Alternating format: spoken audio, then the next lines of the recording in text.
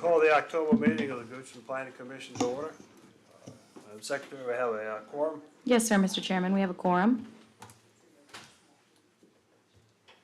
Will everyone please rise for the Pledge of Allegiance and remain standing for the invocation.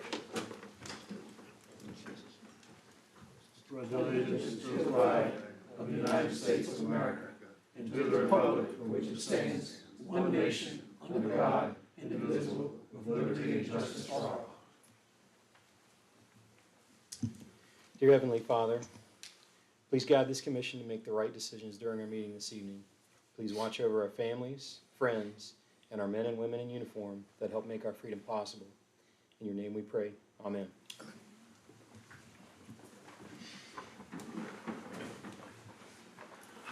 Everyone received a copy of the minutes of the last meeting. Do I entertain a motion to Motion to approve the minutes from last meeting. I second it. Moved and seconded? All in favor signify by saying aye. Aye. We'll now open it up for citizens' comment period for anything not on the agenda. Hearing none, we'll close the comment period. Is there any request to delete, additions, changes? No request to defer, additions, deletions, or changes to the order of the public hearings. Our first public hearing item tonight is in District 4, CU 2023-14, application by Fred Gregory requesting a conditional use permit, CUP, for a home-based business on 3.258 acres at 652 C Road on tax map number 4644010. The property is zoned agricultural limited A2. The CUP is required by County Zoning Ordinance Section 15112. The comprehensive plan designates this area as rural enhancement area. Thank you, Ms. Parker. Members of the Commission, Tom Coleman, Principal Planner. As Ms. Parker said, this is a conditional use permit for a home-based business. This is sort of a centrally located, just sort of almost halfway between Centerville and Orville Villages, north of I-64. Look at the air photo. You can see this is off C Road. The house was recently constructed, so it actually doesn't even show up on our aerial photos yet. It's about 2.5 miles sort of northwest of Centerville Village. Subject property and all the abutting properties are zoned agriculturally, and the subject property and all the surrounding properties are designated as a rural enhancement area in the comprehensive plan. It's about a 3¼ acre parcel. The existing house, I said, was recently constructed. It's about 2,700 square feet in size. The business will be conducted from an accessory building, and the applicant he makes pottery, and he has a gallery there where he wants to sell the pottery on site. Does not require a use permit to make the pottery. Doesn't require a use permit to take the pottery to craft shows or something like that. It does require a use permit to have the retail gallery on the site and to have customers come to the site. So that's what necessitated the conditional use, the request for the conditional use permit.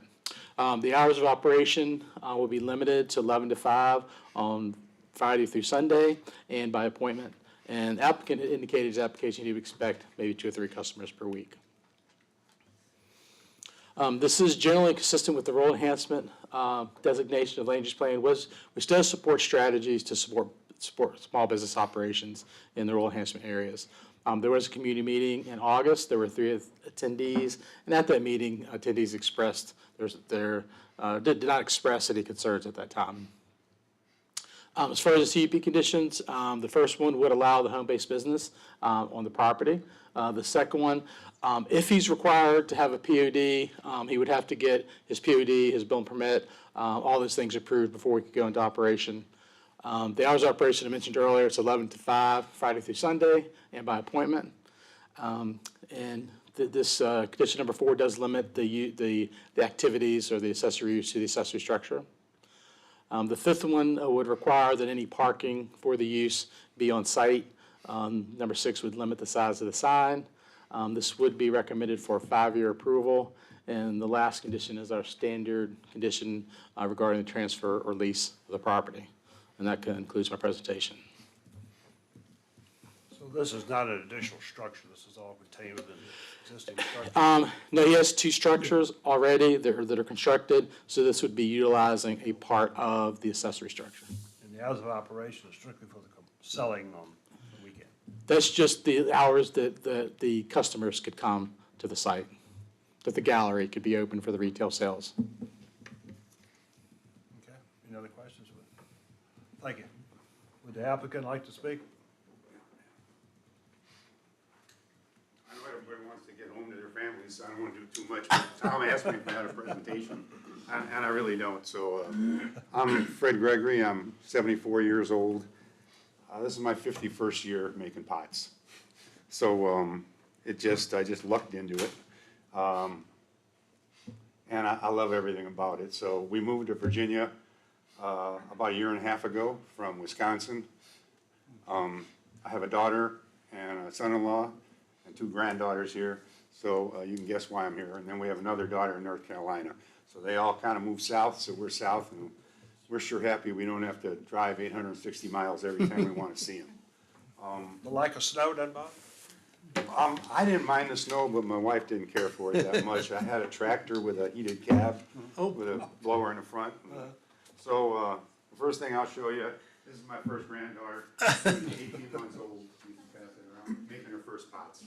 So now she's 7 years old, and her sister Lily is 4 years old, and they're both making pots. And Thursday nights, which not tonight, but Thursday nights, my son-in-law usually comes over if he has time, and I'm teaching him how to make pots. Is he trying to bribe the board? Children? Yeah, so, and it's, my wife would always get mad at me when people would come into the shop, and I would say, I just feel like I'm just starting to learn how to do this, you know, after 50 years. And it's true, but now with my son-in-law coming, I'm starting to realize how much I know. And it feels good to be passing that knowledge on to somebody, so, and we really love him. So we're lucky to have 2 daughters, a great son-in-law, 2 granddaughters. And I make functional pottery, that's, you know, simply what I make. And here's a beer stein, you could put lemonade or iced tea in there too. It's food, dishwasher, microwave safe. I brought a couple pots just to show people that haven't been here. John was out at the house. I put them in this box, which is a box that clay comes in. Part of the reason I put it in there is you can see what it says on the end of the box, non-toxic. So I don't use any toxic materials. My house is built on this clay. This is the clay that is on our lot. I took some of it, a shovel full, I slaked it down in water, sieved it through a sieve, and I fired it to 1900 or 1700 degrees. That's the clay that Goochland is built on. Yep. Yep, it's a pure earthenware clay.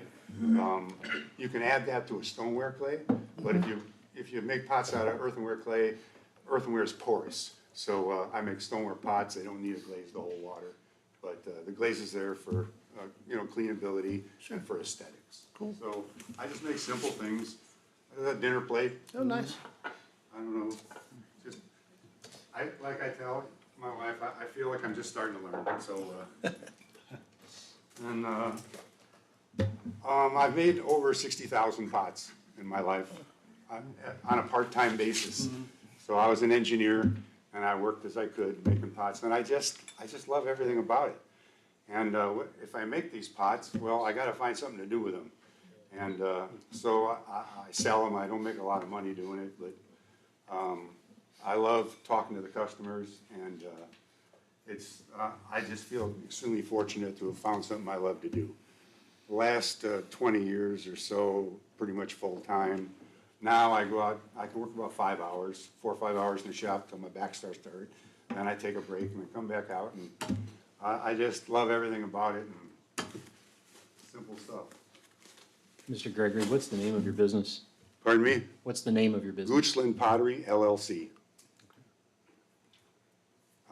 I don't know what else to tell you. I hope, you know, I probably only make about 500 pots a year now, which is, Only, well, that's like 10 pots a week, okay. you know, so, and some of them are little. Am I taking too much time? You can have So, all the time you want. this is like a little set of bowls. We used to make these when our friends had kids and they had a baby, we'd give them a set of little bowls, you know? Now, when our daughter's friends have kids, I make them a little set of bowls for the baby, and I don't charge them for Cool. So, Thank you. and, I love the history of ceramics. I love the technical part of it, being an engineer. That's it, and I'm hoping I could, just on a limited basis, sell some of my pots there. Our neighbors are all real nice. We built a house out in a rural area, so it wouldn't bother anybody. And I don't want to take too much of your time. You got families to go home to. I assume you agree with all the conditions to the cup. Pardon me? I assume you Yes. agree to all the conditions in the cup. Yes. Okay. All right, thank you.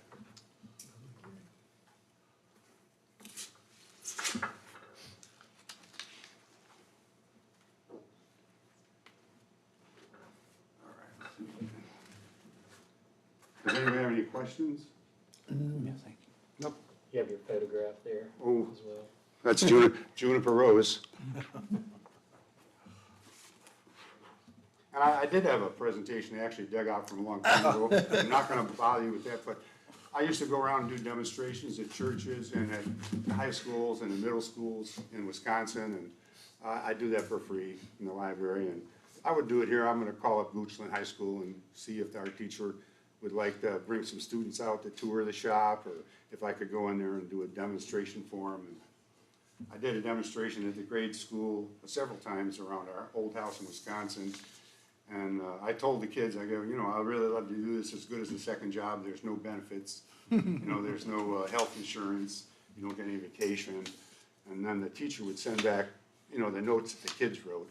And one of the kids wrote, well, I want to make pottery, but I'll do it as a second job. Thank you. Okay, thank you. Is that enough? Yes, Yeah, that's good. plenty.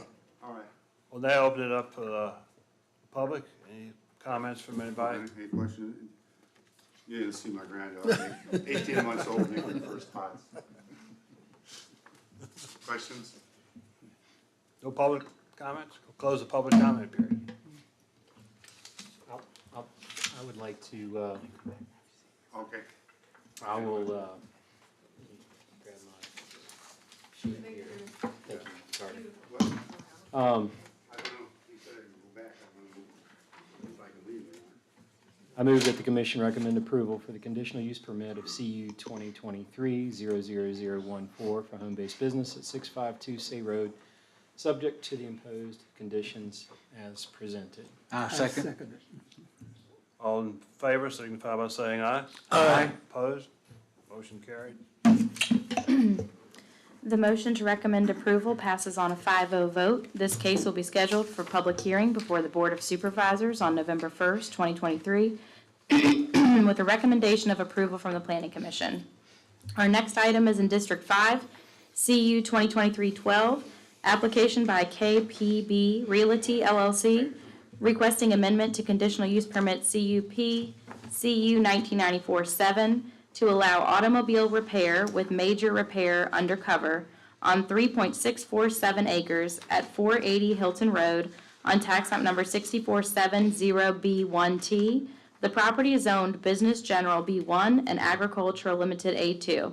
The CUP is required by County Zoning Ordinance Section 15242 and 15112. The comprehensive plan designates this area as commercial and single-family residential medium density. Again, thank you, Ms. Parker. Again, Tom Coleman, Principal Planner. As Ms. Parker said, this is a conditional use permit to allow automobile repair. The subject property has both B1 and A2 zonings on it. Both of those districts would allow automobile repair with approval of a CUP, and that's the application you have before you. This is located in the far southeastern portion of the county. Looking at the aerial photo, the property does have frontage on Patterson Avenue. Hope Church is really the predominant land use to the west, and there are 3 residential neighborhoods to the south. That would include Rivergate and West Oak, which are established neighborhoods, and Blair Estates, which is currently under construction. Looking at the zoning, they're about the front half of this property, and I do have some slides where we're going to go into the zoning and the comprehensive plan in a little more detail later in the presentation, so I'm just going to go over it quickly here. The front half of the property is zoned commercially, and that does share some, that commercial zoning with some of the businesses that front on Patterson Avenue. The Hope Church property, which shows up as green here, is zoned agricultural, and kind of the orange, the brown, and the pale yellow reflect kind of the residential properties to the south. And again, looking at the comprehensive plan, the subject property does include 2 land use recommendations that would include commercial along the Patterson Avenue frontage, and single-family residential medium density, which it shares with those properties to the south and to the west. And the Hope Church property, again, is recommended for semi-public in the comprehensive plan.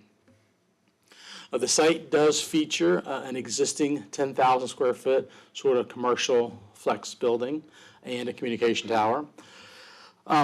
This is technically an amendment of the tower application that was approved in 1994, and they are requesting to amend the CUP conditions that were approved for the tower. They're not proposing any changes to the tower structure or the lease area with this application. And they're also seeking to CUP approval for an automobile repair, and that would include renovating an existing building on the site and constructing a new building. Mentioned earlier, I want to kind of dig into the zoning a little bit more because it's a little bit complicated. I mean, it has 2 different zoning districts on it. About the northern half of the property is zoned commercial, and again, that's sort of similar to other commercial uses that front on Patterson Avenue. About the southern half of the property is zoned agriculturally. Both zoning districts require a CUP for automobile repair that allows this to come forward under one application.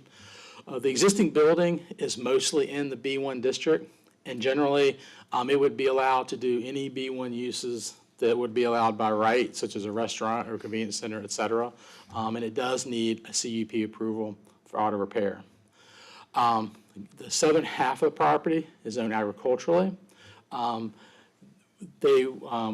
With approval of the CUP, it would only allow the auto repair use and any other uses that might be allowed by right in an agricultural district, which would be like residential and agricultural type uses.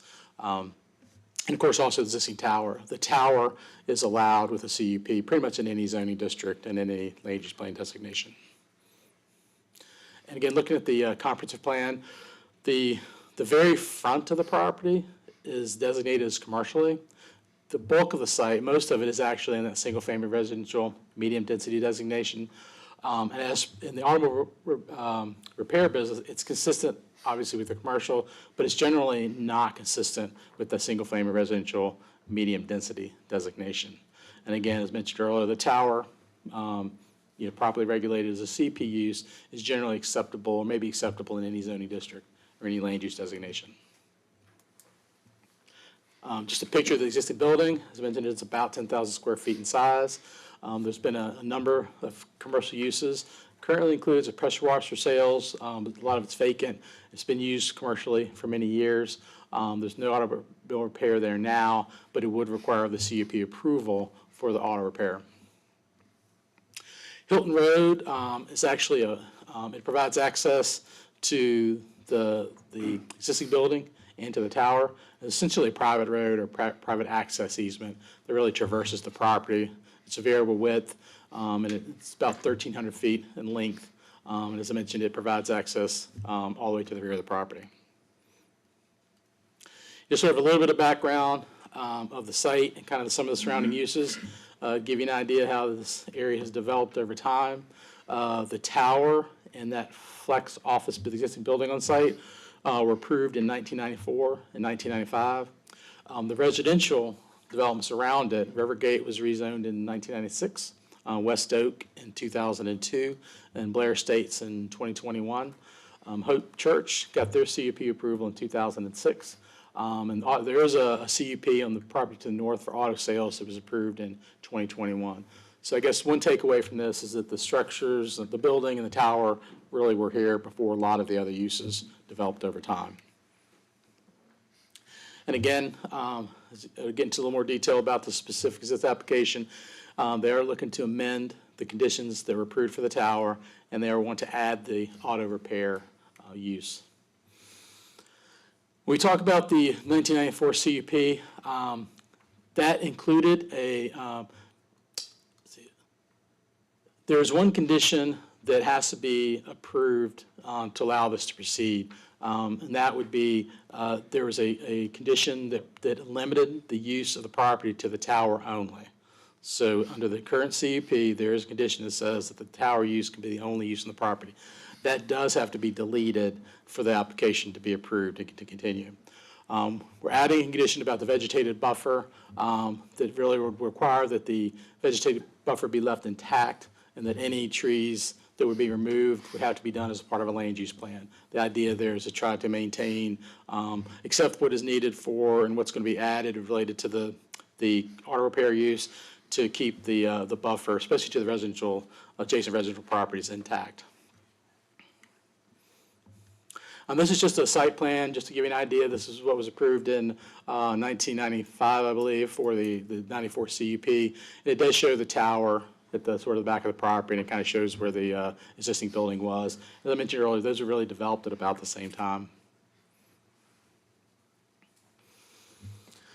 So the applicant is proposing to make a number of changes to the site. And that would be to include renovate the existing building, to operate the auto repair, to provide additional parking. And I mentioned a lot of these, I'm going to bring up the conceptual plan in a moment. A lot of these will be reflected in the conceptual plan. They're going to have a parking area for inoperable vehicles, which will have to be fully screened. There'll be landscape buffers and a screening fence adjacent to some of the residential properties. They're adding an emergency access from Hope Church. I'll talk a little bit more about that in a moment. They also are proposing to build a new building to accommodate future auto repair type uses on the site. And again, looking at the conceptual plan, note on there is the existing building, which is sort of the gray. There's the darker building, which would be the proposed new building. In between those buildings would be the screened parking area for inoperable vehicles. One thing to note on there, there's substantially more parking, which is shown in the gray areas on the plan. The tower, which is existing, which is located at the rear of the property. It's enumerated as number 4 on here, but there would be, as part of a landscape plan, they would have to provide some additional landscaping and a screening fence there. And then if you note there, number 1, there's a proposed emergency access that would tie into the Hope Church property. This is not proffered, but this is just information they provided with their application, an example of the type of building they might build. And that's like a paint booth that would be located in there to allow auto painting as a part of the operation. I do want to take a moment to talk about some of the fire rescue requirements, especially as it relates to access. As I mentioned earlier, there would be several changes that would be required to the existing building and the proposed building and the site. There's a number of fire suppression improvements that would be required. Not necessarily all of these would be required. They would have to get approvals from fire rescue and building code, but it would be some combination of the sprinkler systems, firewalls, horizontal standpipes, hydrants, the widening of the access road. They would have to meet some combination of those. But as it relates specifically to the second access, the proposed new building would not be allowed by fire code without that second entrance. So they have to provide that second entrance to have that second building. And you'll see that in the CUP conditions, that the construction of the building, that second building is conditioned upon getting that second access. And that second access, it doesn't have to be a full access, it could be emergency access. That would include having chained on each side. It can be pavers or gravel. Again, that access would have to be approved by the fire rescue and by community development. Just a little more supplemental information. I've sort of added on here based on their plans approximately where the new building would be, just to show where the closest dwellings are. The closest dwellings are in West Oak, which are about 200 to 210 feet away. The closest dwelling in Rivergate is about 620 feet away. And you kind of see on here, Blair Road, the Blair Estates, excuse me, is currently under development. I do believe there's homes being constructed in there, but none of them have been complete yet. Mr. Coleman? Yes. What's the height on that cell tower? I'm sorry? What's the height on the existing cell tower? The height of the tower, it was approved for up to 199 feet. I seem to recall it's about 190 feet, I think, but that probably excludes the tower. So it's about 199 feet, pretty close to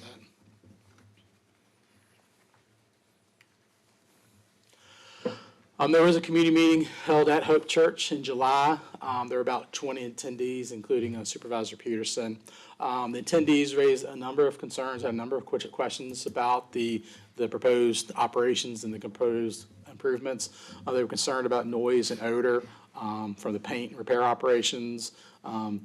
The concern about the large trucks traveling onto the property, on and off the property, questions about the communication tower, the storage and the number of inoperable vehicles to be stored on site, outside storage of anything, tire storage, maintaining buffers and landscaping, fire access and fire rescue safety onto and off the site, the aesthetics of the building, something like the OSHA and other kind of safety requirements that are involved with auto repair type use, and the provision of public utilities to the site.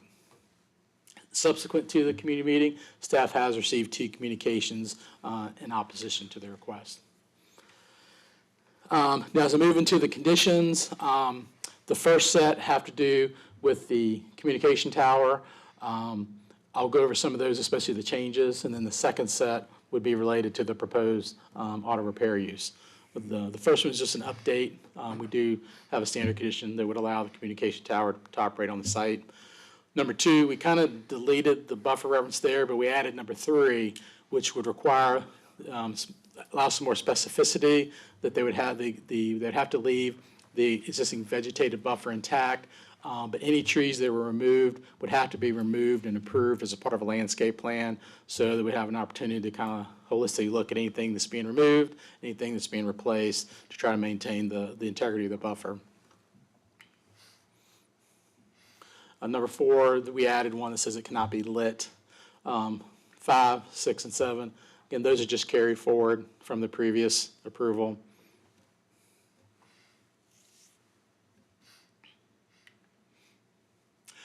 8 and 9 are being carried forward.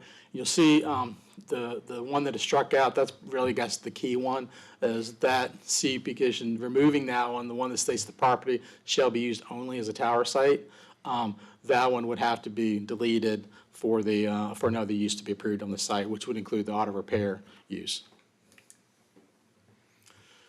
Now, as we move into these conditions, these are all related to the auto repair. The first one would allow the auto repair use, and it would exclude the larger commercial size trucks especially. The second one would require them to obtain all their approvals. That includes building permit, POD approvals, building permit approvals, stormwater permits, and so forth before they started operating the use. The third one would tie them into that conceptual plan that I showed you earlier, and that sort of the first bullet there, the construction of the new building designated as the proposed new building on conceptual plan, shall not be approved until a second point of access is approved by Fire Rescue and the Department of Community Development. Number 4 would require all repair activities to take place indoors. Number 5 would require them to comply with all county, state, and federal laws, period, but that especially is related to the disposal of the lubricants, the gasoline, the batteries, antifreeze, and things like that. The second one would prohibit any outside storage of any parts or products. Number 7 would require them to store their inoperable vehicles within that fully screened area that was between the 2 buildings. And number 8 would require, sort of related, but any automobiles that are being stored or awaiting repair would need to be screened from public roads and adjoining properties. Number 9 would require any lighting to be approved as, any outdoor lighting to be approved as part of a lighting plan. Number 10, the hours of operation. The applicant has indicated they only want to be open from 7 to 6, Monday through Friday, and they would not have any vehicle repair on Saturday or Sunday. This comes before you with a recommendation for a 5-year approval. And that last condition is our standard condition as it relates to transfer or lease of the property. That concludes my presentation. Could you go back to that slide you had of the setbacks? It showed the subdevelopment to the west of it, I guess. Yeah. That subdevelopment there with the lot shown in purple, has that already been recorded and deeded? Is the, you're talking about like the ones that are dashed in there? Yeah, I guess. Like these right here? Yeah, all those. That subdivision has been platted, and they have building permits approved in there, but I don't believe any of the homes have been complete yet. They're kind of under construction back there. Under aren't they? construction. Right. Well, the proposed new building, looks like it's right on the property line, there's no setback. I mean, that was just, I put that graphic on there. The minimum setback's 20 feet, so the building would have to be at least 20 feet from the property line.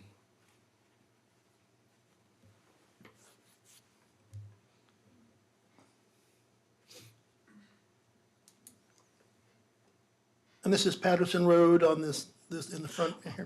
Patterson Avenue would be off the page to the top of this Oh, graphic. this way, Yeah, okay. to the north. And the secondary access road that you showed on the drawing comes off an existing paved road? Correct. Looking at this one, directing your attention behind you, Hope Church. Hope Church has their own internal access, and they have a number of entrances onto Patterson Avenue, so it would be coming off of the Hope Church access. So that Hope would, Church approve that?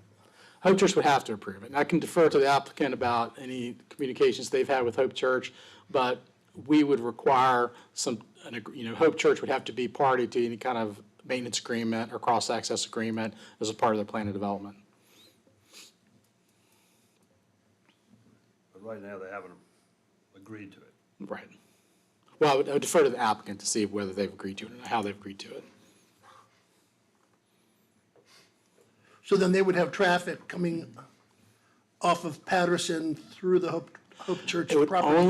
only be an emergency access. Got it. So it would be, Got as they've indicated, it would be chained on both sides. Okay. And it could be pavers or something, but it would be, most likely be an emergency access Okay. only.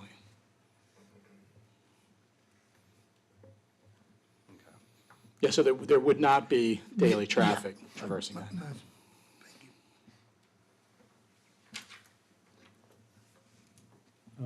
Mr. Rockacharlie, so the existing building, the setback from the, I guess, the northernmost lot in Blair Estates Court is, one could say it's closer than the lot at the end of the cul-de-sac in Blair Estates Court to the new proposed building. Yeah. So, Right. You asked for staff? Okay, thank you. Would the applicant like to speak?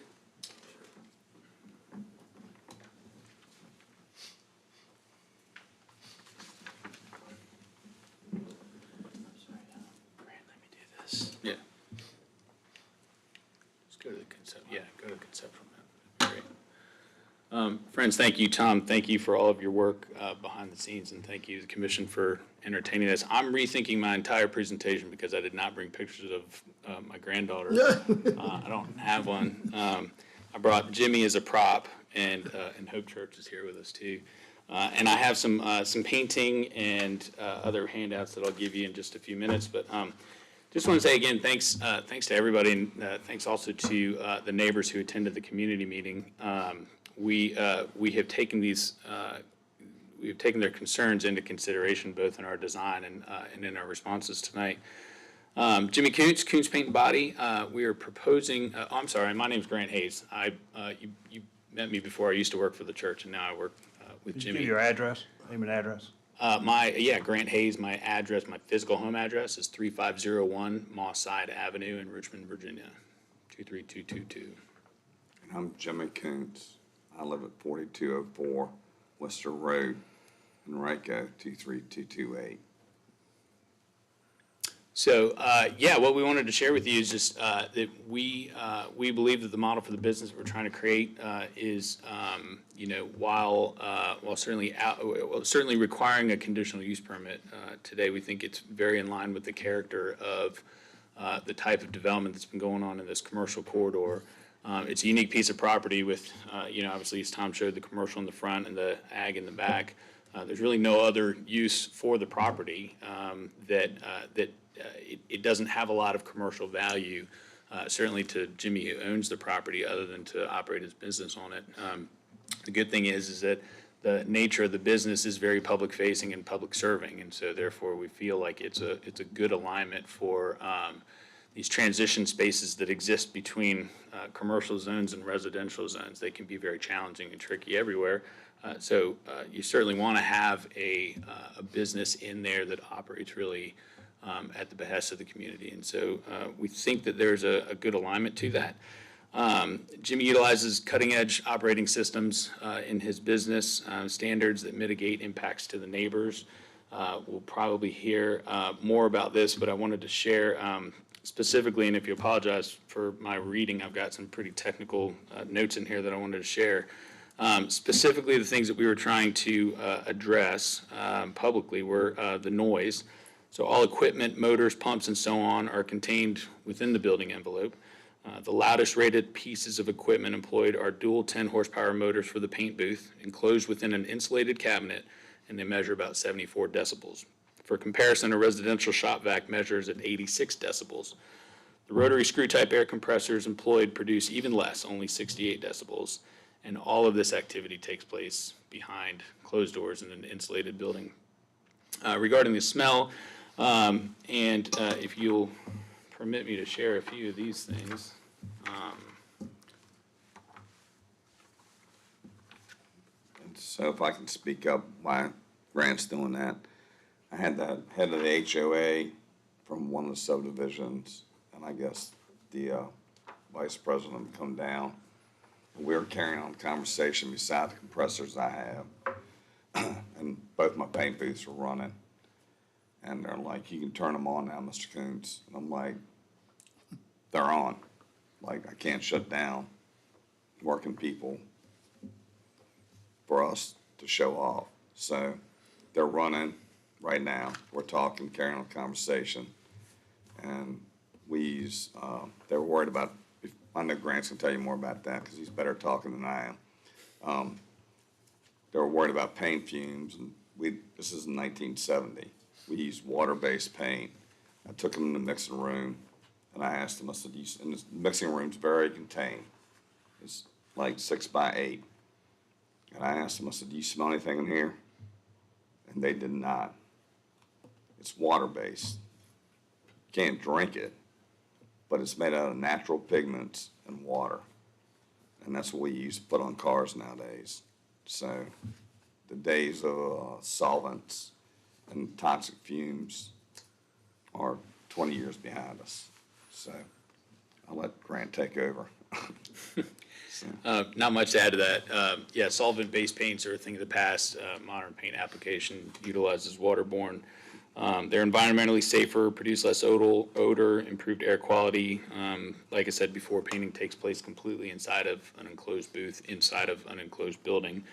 And we employ state-of-the-art downdraft heated spray with a dual intake and exhaust filtration system, GFS wave filters with a 99.94% particle removal efficiency. I had to write all that down, I apologize. It's all in the information that I've sent to you. So all of our technology and operating systems comply with OSHA, National Fire Protection Association, Underwriter Laboratories, and EPA. The third point that we want to cover was visibility. And as you can tell, we've offered a plan that very much considers our visual impact from the neighbors. Tall fencing, landscape additions, paved roads, screened areas for vehicles in disrepair, tires and fluids, all housed inside of the building, both in practice and conditioned to us. So, again, given the complexity of the area, we're restricted on all sides. There's nothing that can be done that isn't going to be done by the owner of the property. Recognizing the residential and commercial activity blend that happens in that very tight corridor, we're pleased to submit an application for a business that we think does a very good job of serving both, the partnership within the commercial activity zone as well as being just good neighbors. Behind me is Kelly Pius. She is with Hope Church. She actually replaced me at Hope Church a few months ago. Hope Church has agreed verbally, pending PUD. They want to know what the fence is going to look like. They want to weigh in on the gate and the access and all of that, which of course they will. So I've got Mitchell Bodie at Boone Homes, which is the property to the west of the proposed building. Isn't here tonight, but he's also been in support of the development that we're doing. We currently have a fence built between this property and his property there's a water line, a sewer easement that runs from our property onto his property. And so we've accounted for that with the There's gate also access. a water easement as well, to support his neighborhood, our buildings, and eventually make a loop, if I'm not mistaken, Yeah, to so Hope Church. just to the north of the lodge building is the end of the water line, the public water line that Hope brought from the main entrance all the way around to the lodge in 2016 when we built the lodge. It's currently parked in the middle of the road, waiting for someone to ask us to grant an easement to take it over. So the plan would be that we carry it from Hope Church's road over into the KPB property and then loop it back over to Patterson Avenue, which is something the Department of Utilities has asked us to consider. a and we've dead certain- end. Say again? It's not a dead end. It dead ends at Hope, but it can loop Yeah. back around. Now that water's come all the way up Patterson Avenue, it It can wouldn't loop. be a dead end any longer. It'd be a full loop around the property. So that's all we have. So this is painting only. Is there collision repair as There's well? collision repair. There is collision repair. Yes, sir. Yes, sir. It's full collision repair. Again, I had the HOA come down while we were working. It sounds like 1970. We don't use air chisels anymore. We use drills. It's very, I mean, today's world's a whole lot different repairing vehicles than it was a long time ago. We're not loud, we're not noisy, we don't stink. We're pretty So you're quiet. not pounding out dents all day. No, I'm Scott's Addition right now, and they're putting 6-story condos up that are $3,500 a month for a 2-bedroom, and they're right beside me. I don't have any complaints about noise, smell, and, you know, I'm in the city of Richmond, unfortunately.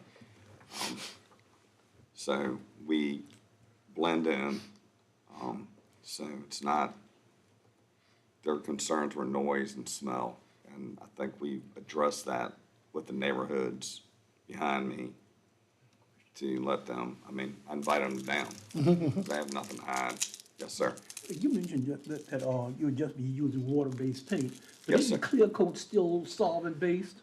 The clear coat is solvent-based. Yeah, that's what I We thought. tried the water-based solvent, and it You don't get doesn't, any, you don't get any gloss from it, well, it doesn't hold up as well yeah. for my customers. So yes, there is a solvent base.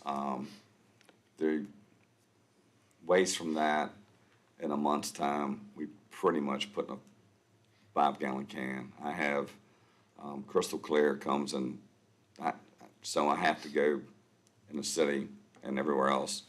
I have people that come and take care of any hazardous waste. Oil drums, antifreeze drums that we have to have when the car's damaged, like there's oil coolers, you know, radiator, all that we collect and put into drums that are labeled. I have it pumped every other month, and all that goes away. I have to sign off, pay a lot of money for it.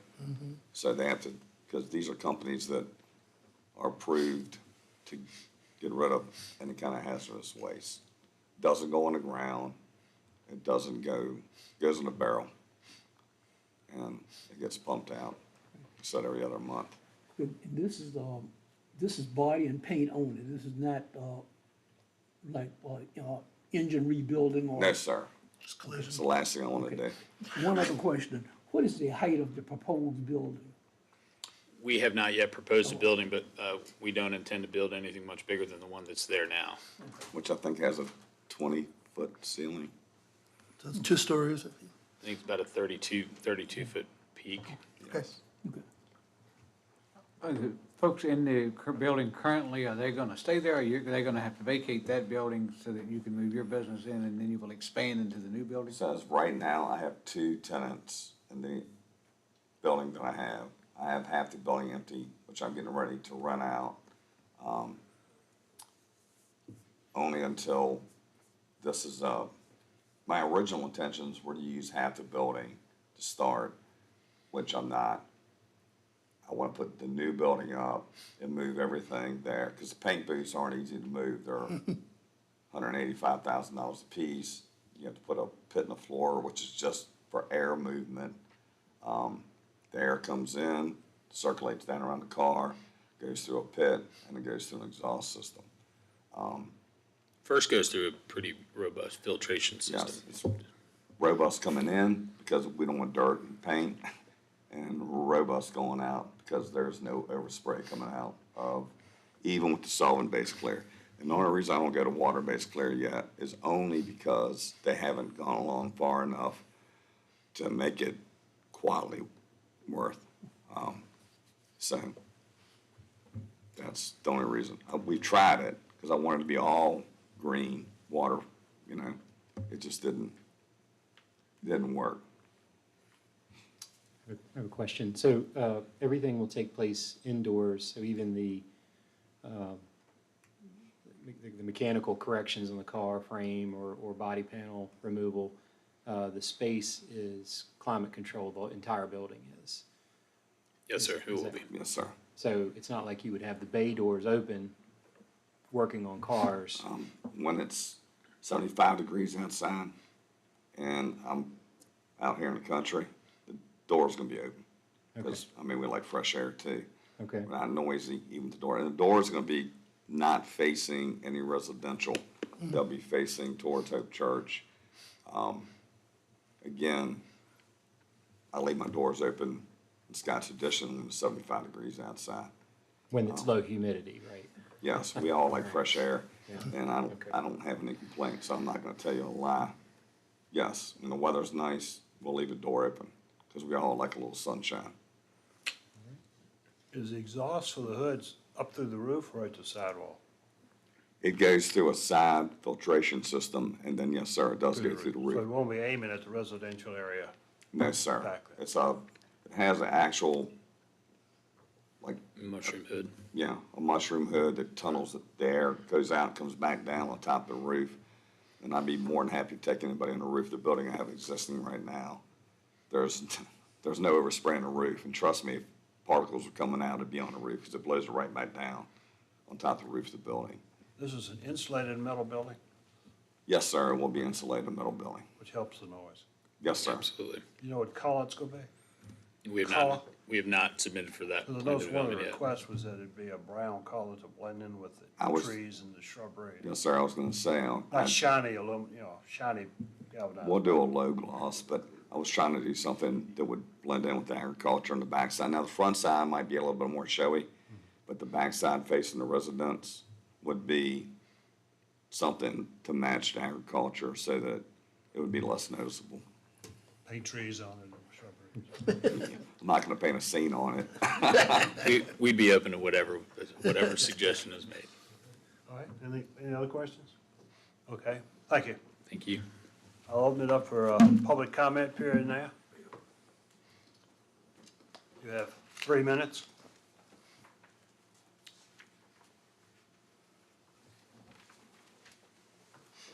Here's my 3 minutes. I'm gonna break this down real simple. I've sent you a letter. Name and address, please. John Michelson, 351 Buttonbush Road. I own the home closest to where this building is being built. Okay? I have roughly four areas that were covered in my letter, which you have. And I'll just summarize those and then just open it up for whatever you have. First, I don't understand how you can issue a CUP in an A2 for this kind of a property when CUPs, according to your regulations, must be agriculturally related. I don't see that here. Going on, aesthetics, color, huge issue. I would like it to be dull green, something like that. Again, I don't want any, I don't want to see the darn thing. They have told me that they are contemplating putting up an 8-foot wall, wooden wall behind to shield the building. I don't, number one, probably not enough, seeing as how it's a 32-foot building, according to what we just heard. And I don't think wood is appropriate. I think it should either be concrete or cement, because this kind of a this kind of a business is inherently subject to fires. I don't want a fire in my house. Well, what can I say? As far as sound abatement, the wall should handle that. Don't have a problem there. But I think that the doors should be closed at all times, not only for the noise, but for the particulate matter, because all they're gonna do in the paint booth is paint. They're not gonna sit there and actually knock the existing paint off and all the other stuff that's already on the car. That's done outside the booth. Then they roll it in, paint it, roll it out. The painting part I have no problem with. It's just this other stuff that goes on that creates problems. It creates predominantly particulate matter, which would include things like cadmium, lead, and a whole bunch of other stuff. Oh, by the way, in the painting, there is a hardener that's put on top of all this stuff that I understand is extremely toxic, and that's the reason why that's one of the reasons why all the painters you see wear full body suits. Fire hazard, I've talked about that. And in the presentation that was given to us earlier, it showed, what is this? Time limit. You got 10 more seconds.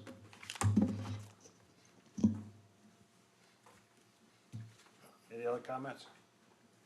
Or we'll close the public comment period. Would staff like to address the issue of the zoning, as you mentioned? Zoning as it relates to the CUP use? Yeah. I mean, each zoning district has a list of uses that are permitted by right and by CUP. And I mentioned in the presentation, in both the B1 district and the A1 district, auto repair is listed as a use that would require a CUP. So, Thank you for clarifying that. Mr. Coleman, one other question since you're there, sorry. Yeah. So by right, in the A2 district, what type of businesses would be able to be conducted there? in the B1 district? Or in the A2 district? In the A2 district, I back mean, side of the those are going to property. be primarily, by right, would be primarily residential and agricultural type uses. Maybe a farm stand, dwellings, things like that. So you could have a kennel there? You could have an animal sorry? kennel there? A dog kennel? A private dog kennel, not a commercial. Typically, private kennels allowed by right, commercial kennels require CUP. And in Goochland County, with the correct dog tags, you can have a private kennel with a significant number of dogs in the A2 district. Actually, I don't recall that number, but Any questions? Staff? I don't know the answer, but if you want to let me yeah. No, that's fine. know, if I can get it right, you can. Thank you. Okay, thank you. All right, open it up for commission members, their comments.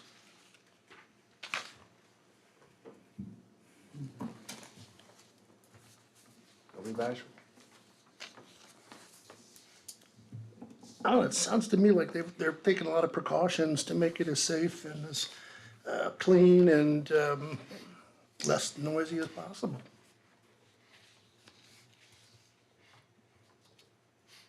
They've got the backing of the church for the emergency exit. Anybody else, any comment? Let me find it.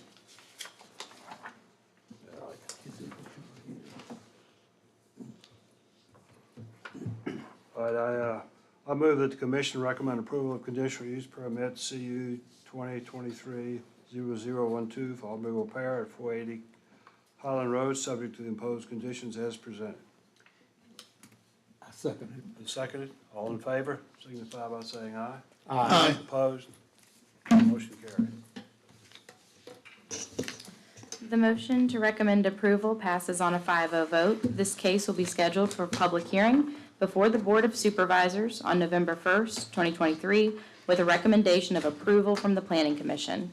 Our final public hearing item tonight is ZOA 2023-1, Zoning Ordinance Amendment to Chapter 15, Zoning, Article 2, Administration, Enforcement, Permits, and Applications, Section 1558, Amendment Procedure, Zoning Text and Map Amendments, to revise public hearing notice requirements to conform with legislative updates made by the 2023 Virginia General Assembly. Thank you, Ms. Parker. Members of the commission, I'm Jamie Sherry, Director of Community Development. As Ms. Parker stated, this is something that came out of the 2023 General Assembly. They did make numerous changes to public hearing notices. One of them has to do with the timing of such notices. Requirements include notices must run once a week for 2 consecutive weeks. That's currently how we are doing business and currently how the ordinance reads. But they are made a change that both notices must run within 14 days of an action item. So what this means for Goochland County is that the meeting notice dates have moved up closer to the meeting date by 1 week. And in particular for Planning Commission, the second notice actually comes a day prior to the meeting. Let me see, I go to the next one. This has not only impacted Goochland County, a number of other localities have also made it known that to the General Assembly that this has actually disrupted some of the ways that, the proper way to notice citizens. We have a local paper that advertises once a week, and so we have been able to make it work. Some other localities have had to go and advertise in 2 separate papers. There's been a whole lot of impact that I don't think the General Assembly had planned for. And so we do anticipate that during the next 2024 General Assembly session that there might be changes. So we have our ordinance is currently not consistent with the General Assembly's mandate of July 1. However, we have been practicing as though we have been in compliance. Just the ordinance needed to be updated. So here is essentially what the changes are. So we've left the once a week for 2 consecutive weeks, and then we've taken out some language that talks about 5 days or no more than 21 days. That's how we were and how that was consistent with the state code prior to them changing it. But as you see, we've just made it more general in accordance to state law. That would accommodate any changes that are outside of course, the once a week for 2 consecutive weeks. It would prevent us from having to come back, and we could just stay in compliance without actually coming back and amending the ordinance. So essentially, it's a housekeeping item, but I did want to make you aware that, changes will be coming, because I know at the July meeting, we did make some announcements about the public hearing changes.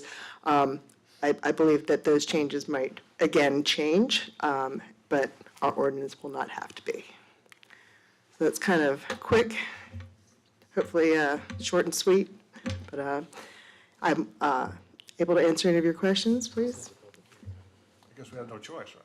What's that? Well, it is, pretty much. I guess it would bring us into compliance. But, if you have any questions about, how it currently impacts our activities. Okay, thank you. Does the public, I'll open up for public comment. Hearing none, close it. Any additional comments to say? Any motion? I move that the Planning Commission recommend approval of zoning ordinance amendment ZOA-2023-00001 to revise public hearing notice requirements. I'll second that. All in favor, signify by saying aye. Aye. Opposed? Motion carried. The Any old motion, business?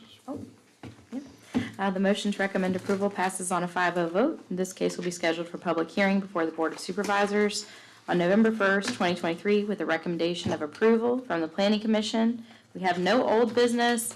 We do have one item of other business, village plans update.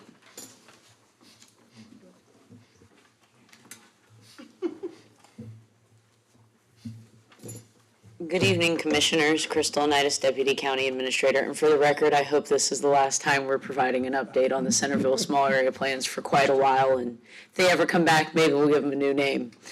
Not a small area plan, Centerville Village. As you all may know, last evening, the Board of Supervisors had a citizen feedback report presentation at their public hearing from Timmons Group. You all received a copy this evening.